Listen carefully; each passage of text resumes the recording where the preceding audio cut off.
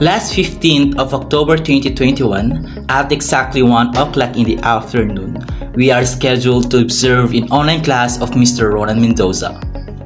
As we observe, he greeted his senior high school students in a formal way, and his students give feedback to him with an active voice.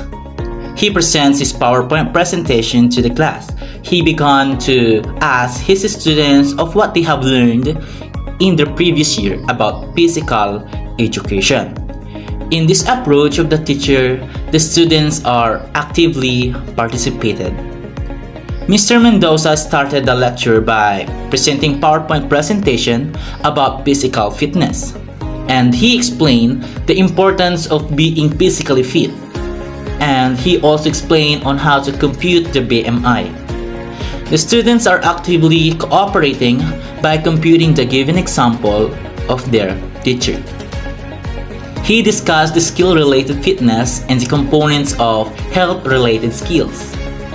Every time that the teacher asking about those topics, the students are actively participated by raising their hands and share their knowledge about the said topic.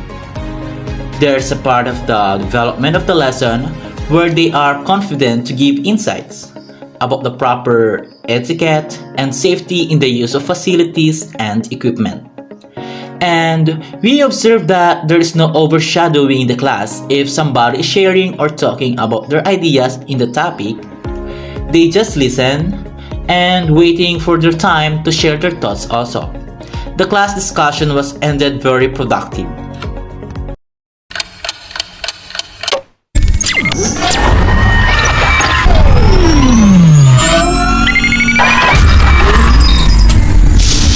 How much interaction is there in the virtual classroom?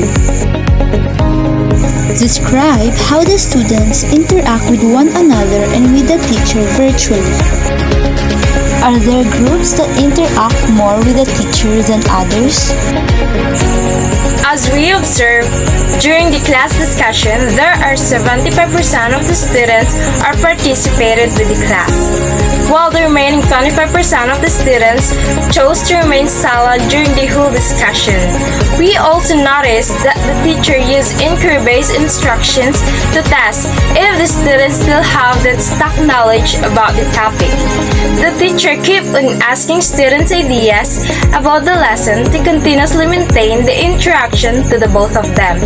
And then, most of the students interact more with the teacher by responding to every questions that the teacher asks.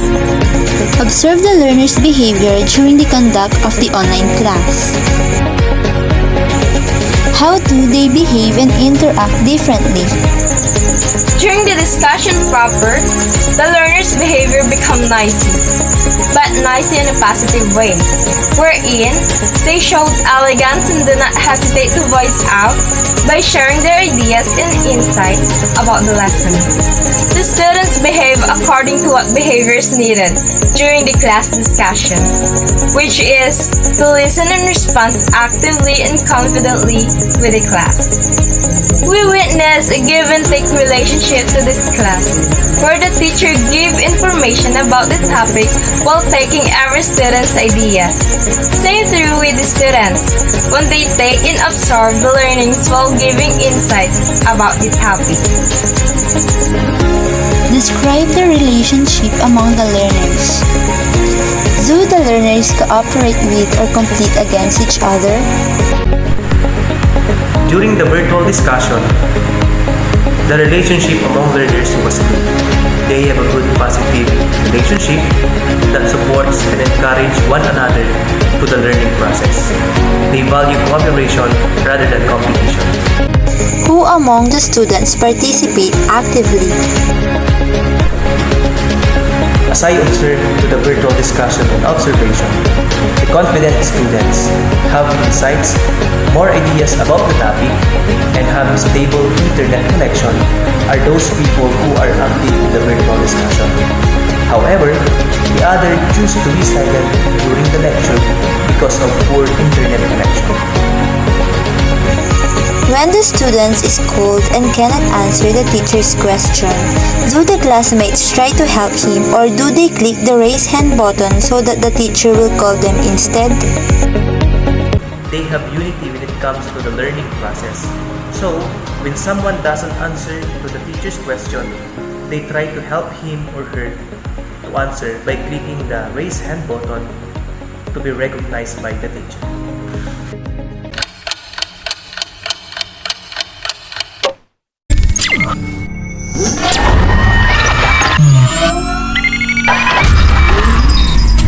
Identify the person who play the key roles in the relationships and interactions in a virtual classroom.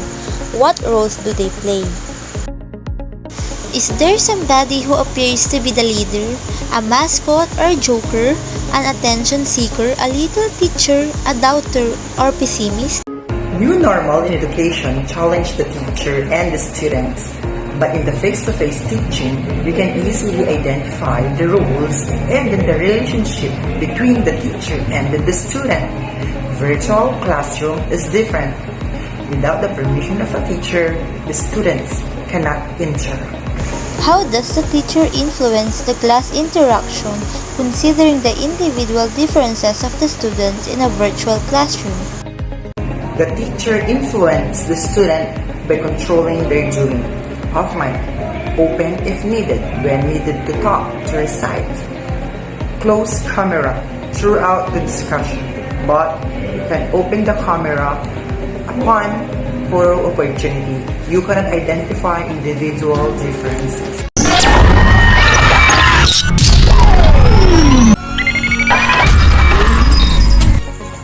How did you feel as you observed the virtual classroom?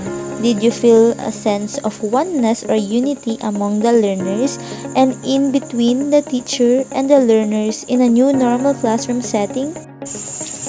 During the virtual class and observation, since we are in a new normal classroom setting, I can feel the difficulties that all the teacher and the learners facing right now.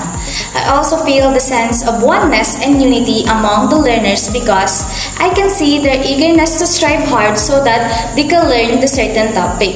And also the unity among the teacher and the learners because unity implies uniformity and harmony.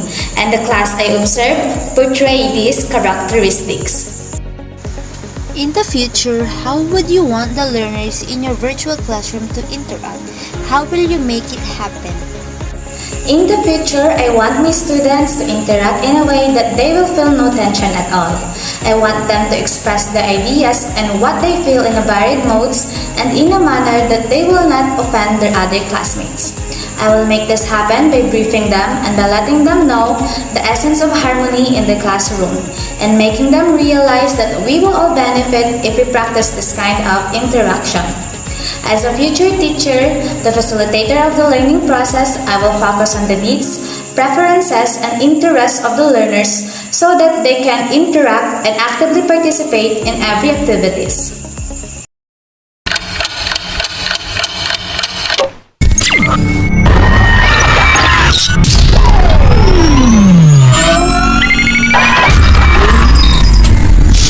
The first category is the physical skills that includes the gross motor skills.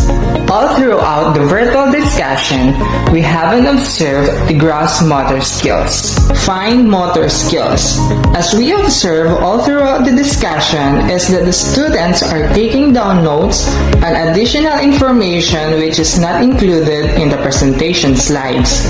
Unmuting the microphones when they are assigned to answer on a certain question, and using the raise hand button whenever they want to answer. Self-help skills. During the discussion, the students manage to complete their work on time and on their own by taking notes for future references since the teacher administers a test immediately following the discussion.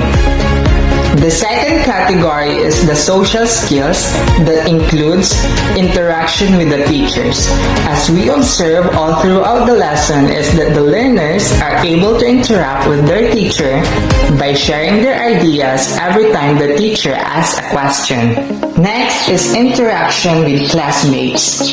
As we observed during the class hour, when their teacher called and asked them a question about the topic they were discussing, the student who gave incorrect answer was helped by his classmate by simply raising their hand using the raise hand button to catch the attention of the teacher. Next is the interest. As we observe all throughout the lesson, the virtual classroom atmosphere is very active whenever the teacher asks a question.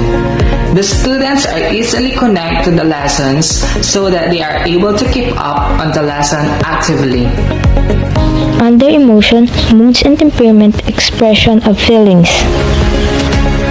During the discussion, students are very vocal to their ideas. It means they have a positive mood and emotions.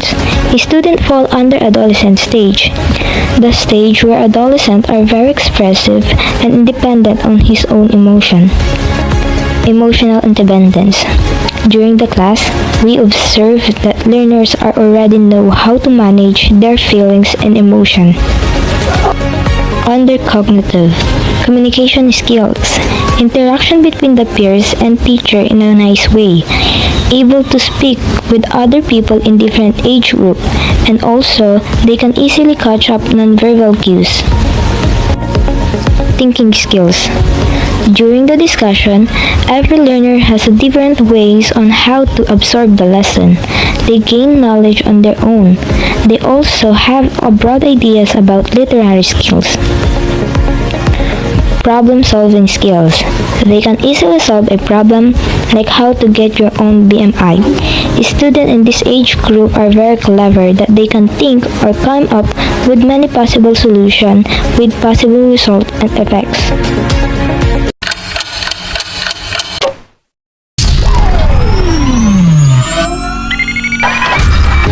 While under the high school level, the resilient characteristic observed is they are actively participating to the class discussion, and their implications to the teaching-learning process. The teacher should always open for the sharing of ideas, question and answer portion for the productivity of the learners. Teachers should always know how to make the students active while discussing for the collaboration and communication skills that the students need to improve more.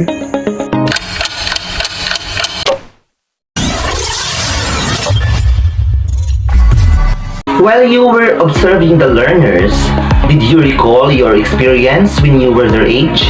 What similarities and differences do you have with the learners you observe? I recalled my experience when I was just the same with their age. I am also focused on my studies and actively participate in class. And also, I'm not ashamed to show my talents, but I can't deny that I get scolded by my teacher because I'm talking a lot of my seatmates. Think of a teacher you cannot forget for positive or negative reason. How did she or he or not help you with your needs, physical, emotional, social, and cognitive? How did it affect you? The teacher that I could not forget is my physical education teacher when I was in high school. I idolize him for his kindness, humility, and have a sense of humor. He was very talented and passionate in teaching. He motivates me to show my talent. His lessons and values are inculcated in our hearts, and he was one of my inspirations on being a teacher someday. Can you share other insights? Teaching is both a vocation and a mission. Responding to God's call is not a simple task and gets even harder when you will do the mission of being the catalyst for change. Yet, touching one's life is priceless, and molding them into the best of what can be is the hardest job, but rewarding.